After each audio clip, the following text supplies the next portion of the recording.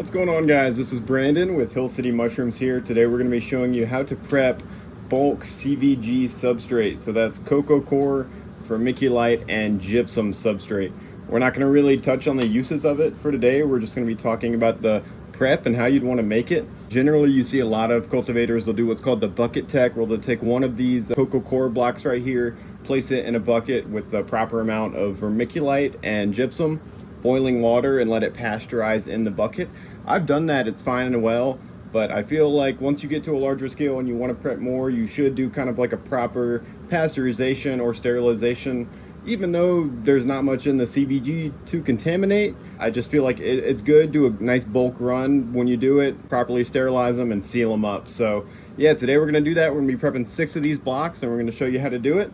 So you're going to need some kind of cocoa coir. This is a Burpee organic. I have used this a couple times. It's from Walmart. Some people use the Eco Earth, or like I think Eco Bliss is for lizard bedding from like pet stores and stuff. But yeah, any kind of cocoa coir. These are 650 gram blocks. Some people even use the big 10-pound blocks. If you have that kind, you're just going to have to, I used to cut it off with like a chisel and a hammer kind of in sheets. So I would weigh it out. Each one of these is 650 grams. So that times 6 would be the recipe if you're using a big 10-pound block.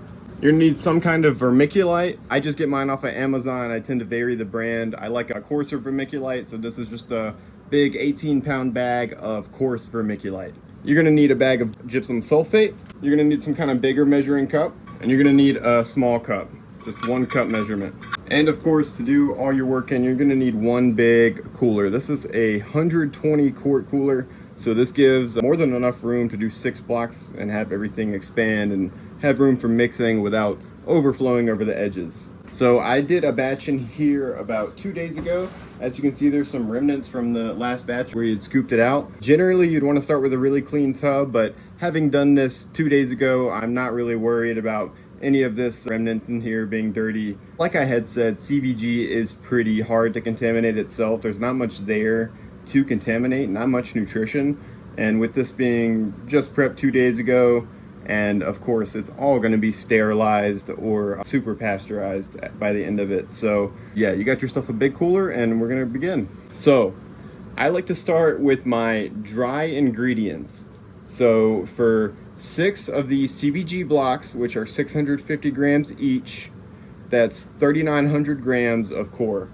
We're going to need 12 quarts of vermiculite and 6 cups of gypsum. That's about 1.5 quarts. So I'm gonna add that first, mix it all together well, because if you add your blocks in and your verm and your gypsum and you don't mix it, that gypsum tends to clump up and it's really hard to mix in there after the fact. So go ahead and get your dry ingredients really mixed in, and then we'll place our coir blocks in and proceed with our water step.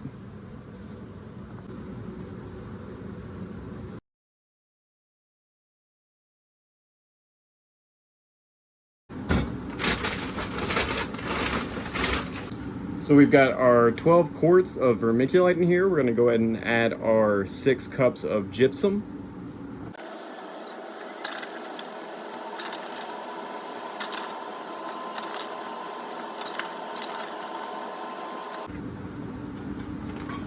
All right, we've gone and headed our 6 cups of gypsum. You want to go ahead and mix this up. You can use some kind of tool. Honestly, I think the best thing to mix this up with is just your hands. So either have really clean hands or just wear gloves, because not that you're going to get this dirty, but keep your hands clean. It's annoying to get the vermiculite and everything off your hands if you're mixing out constantly. So during this process, if I'm mixing it, I'll use one hand to mix, and I'll just change my glove if it gets dirty. It's not worth it, walking around with the dirty glove and it's stuff dropping all over the floor. I'll just, flip it inside out and put a new glove on. So we're going to go ahead and mix it up with our hands.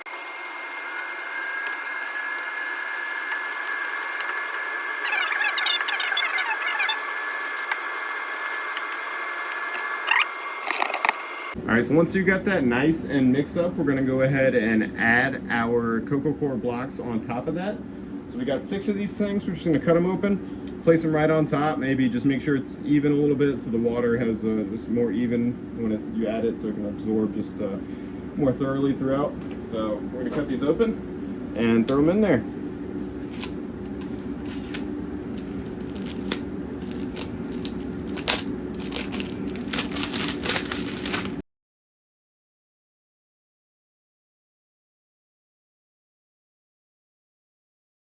All right, so once you've got it all mixed up, you've got your blocks in there, we're ready to add our water. So in this blue jug right here, I've got 6.75 gallons of warm water already pre-measured out in this. Now, it doesn't have to be warm, it can be cold. It doesn't have to be boiling whatsoever. It's only warm, you know, slightly lukewarm now that I've been filming this by this point, just for the fact that it helps it absorb into the cocoa core just a little bit quicker. So you can use cold water, tap water. It's just going to take a little bit longer to absorb. And this is entirely for hydration. This is nothing to do with pasteurization or bucket tech in this step right here. So we're going to go ahead and add our water. I like to do it in stages and very thoroughly so everything has time to absorb and equal amount of water throughout the cooler. So I'm going to go ahead and add that now. And then we're going to come back in about 30 minutes and mix it up. And then we'll come back in about another 30 minutes and mix it again. I'm just going to get some other chores done while I wait.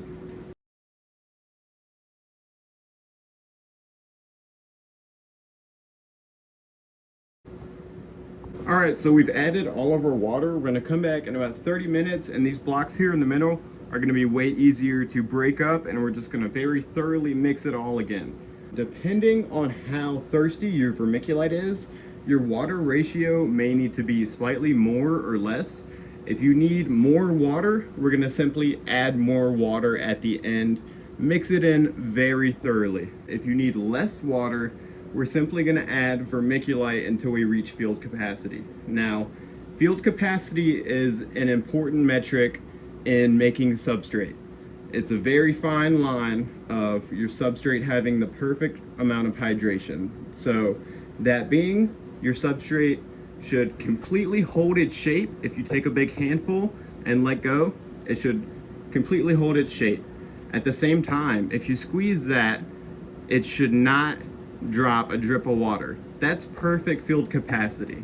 Now, if it drops a drip or two, that's reasonable. But if you have a large stream of water, you definitely want to add vermiculite. And if your substrate does not hold its shape whatsoever, you definitely want to add water. So we'll come back in 30 minutes and check in on this. So it's really not even been 5 minutes. I'm coming back here, and these substrates, you can see they've already grown about twice or 3 times their size. And you can see they break apart somewhat easily, way more easier than when they were a full dehydrated block. So I'm just going to go ahead now with my gloved hand and mix this all together very thoroughly, and then I will come back once more before I bag it up and mix it one more time just to make sure the hydration is nice and even throughout, and all the materials are even as well. So I'm going to go ahead and mix this up.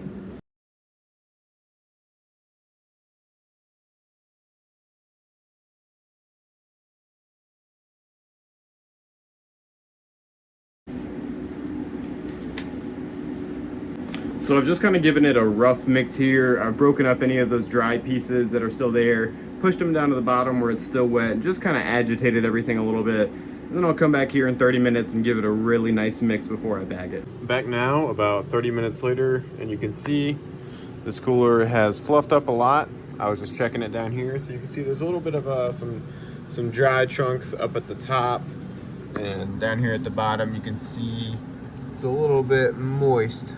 So we're gonna go ahead and give this thing one nice good mix all throughout, corner to corner, bottoms and everything, and we're gonna check the moisture on it.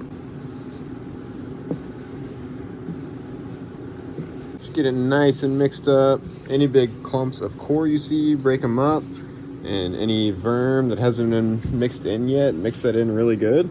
Make sure to scoop along the bottom. You get these big chunks of verm, mix them all in real nice and fine.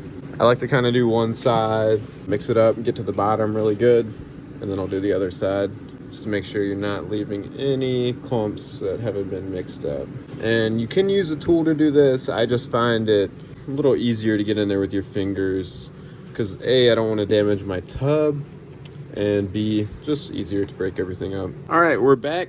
Got it fully mixed up, checking the moisture, and then I can already tell it's already too moist. I think that this is a new vermiculite. It's not quite as thirsty as the one I was using before, so no problem. I feel like there's a minimum level of improvisation you need to have to grow mushrooms anyway, so it's fine. We're gonna make it work. Here's what we're gonna do. We're gonna add, I think, based off of the amount of water that's coming out of here, you can see that's a fairly good stream coming out here. I think I'm gonna add 4 more quarts of vermiculite, mix it up really good, and I'm gonna let it sit just a little bit longer, let all that vermiculite and dry core that I just mixed in, any dry pieces, soak up that water a little bit more, and we'll check it again.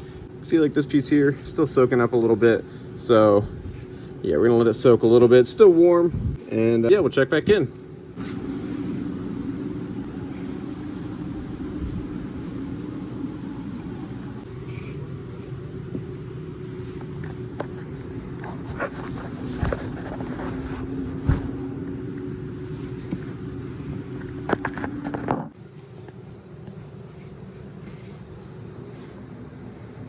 I went ahead and added 4 more quarts of vermiculite, and I'm gonna go ahead and mix this up now. So we are at 20 quarts of vermiculite total so far. Alrighty, so I went ahead and mixed it up, and it was still a little wet, so I added 4 more. That makes us at 24 quarts of vermiculite total at this point. And that's not a bad thing that we're adding vermiculite. I always do kind of like to eyeball it at the end with verm just to really dial it in. But at this point, take a big handful and squeeze it. We're not getting nearly any drops at all. And it's holding its shape nice and firm. So this is exactly what you're aiming for. So at this point, we're gonna bag it up. So I have these XLSB, or sorry, these are XLSA bags with the 0.5 micron filter. So I'm just gonna go ahead and fill these up. No particular weight. I kind of just use them as something to hold them in while they sterilize or pasteurize. So once they come out of the sterilizer, I'll seal them up and they will sit on my shelf pretty much until I'm ready to use them. They can be used as soon as they cool down at the earliest, and I've kept them around for months and still use them successfully. So yeah, I'm gonna go ahead and bag it up.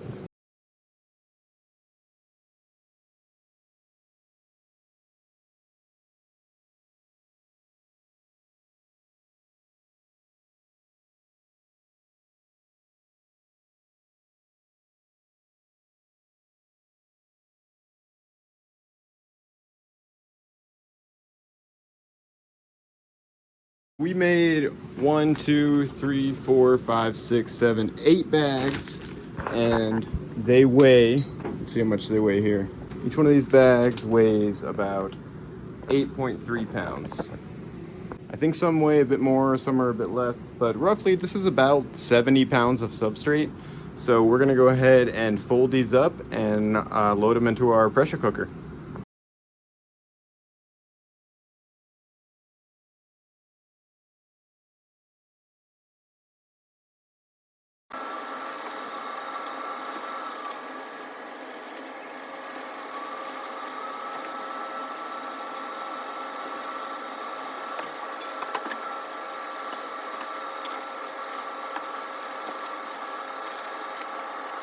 So this is a 110 liter upright autoclave. This will allow me to cook them all at one time.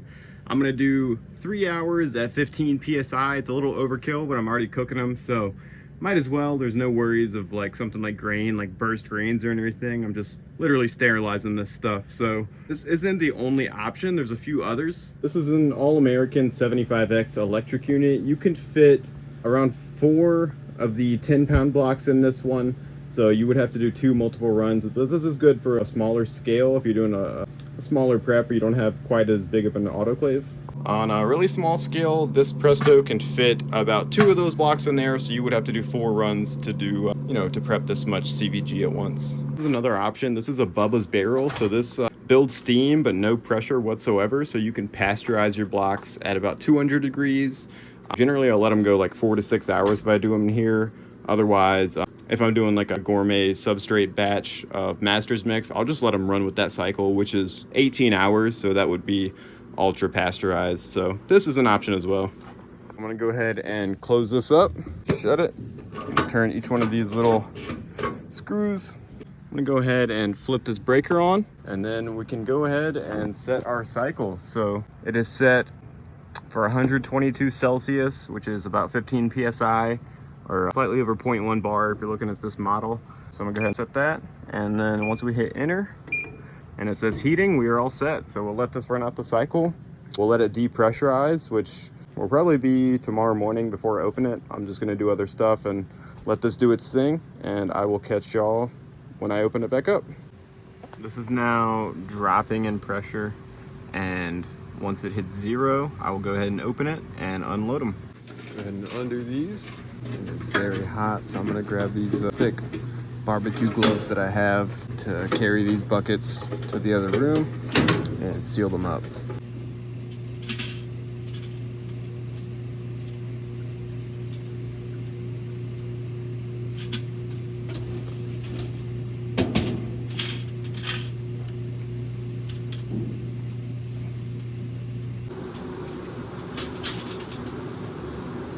And then I'm just gonna go ahead and seal these bags up and we're done.